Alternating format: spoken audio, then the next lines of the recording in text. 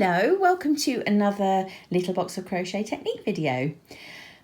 Today I'm going to be showing you how to make the beautiful summer market bag by Helda Panagary for our very first new look Little Box of Crochet, which is coming out to you every other month rather than every month. So we're still calling it Little Box of Crochet. It's a lot bigger, isn't it? It's lovely. That's easy to see given this great big booklet. Look at the size of my hands. It's so lovely and big. I can't even get it all in shot. I'm loving this. I'm very much enjoying the larger size booklet. I'm also loving the gorgeous mouth-watering kind of opal fruits. Can I say that? You know what I mean. Starburst, I think they're called these days, aren't they? Kind of colours that we're going to be using for this project. It's very welcome. As I'm talking to you here, I'm just glancing out my window. It's pouring with rain. So I'm quite looking forward to transporting myself to somewhere tropical while we make this beautiful bag. Now, as gorgeous as it is, and it's really striking, isn't it? And it's going to be great use to you, made in this lovely cotton from Yarn and Colours, a good strong reusable bag, fabulous, possibly for the beach, here's hoping. And as striking and beautiful as it is, it's not going to tax you too much. So I'm not going to go around every round with you because I think you'd be falling asleep. What I think we'll do is we'll have a look at the general construction. First of all, perhaps we'll do a couple of rounds so you're happy with that. Then we'll look at how we're going to make these. If I bring this forward, you can see they've got some lovely little sort of decorative eyelet type things going on up here. We'll look at how we do that. There's some fancy stitches. Can you see slight ridging there on that pink round? That's just front post treble, so we'll make sure you're happy with those as well, and we'll also look at construction of the handles.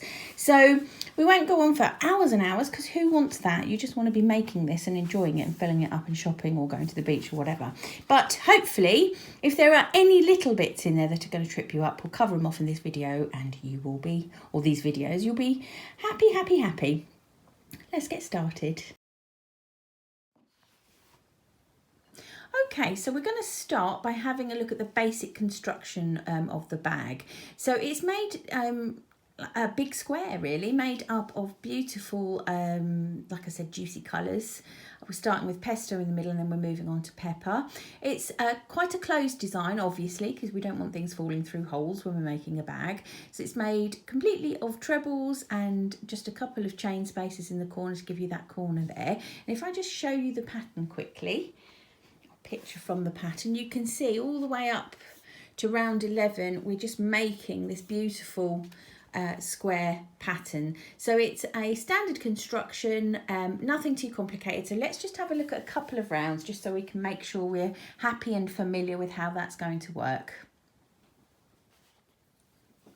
Okay, let's go. So we're going to start in a very familiar way, just with some chains. So I'm doing 5 chains.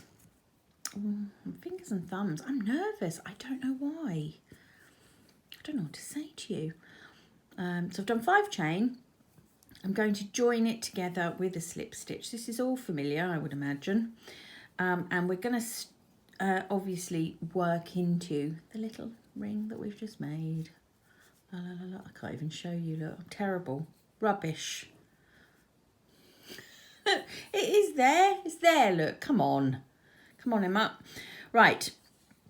Our construction for our square is made up, as I said to you earlier, of trebles and chains. To start with, I've just made 3 chains there because that's going to be our, sort of count as our first treble, our kind of false treble. Now, I'm going to make the treble now, and you'll see I've gone round the hook once. So that gives you a really good indicator that we are using UK terminology, because I know you American folks don't see that as a treble, so I'm really sorry, but this is UK terminology and these are trebles as far as we're concerned. So I've made 1 there, I've made 2, I need to make 1 more, and what we will now have is, if I tidy that up a little, the first side of our square, as you can see, can't you? Okay, so corners are super easy. They are 2 chain. This will be familiar to you if you've ever made a granny square. This is exactly the same, isn't it? Your 2 chain will become the corner space. So now that we are up and running, each side is 4 true trebles UK terminology. So I'm going to do that now. This is side 2 of our square, and things being what they are, we need 4 sides, don't we? So I'll whiz round and do that.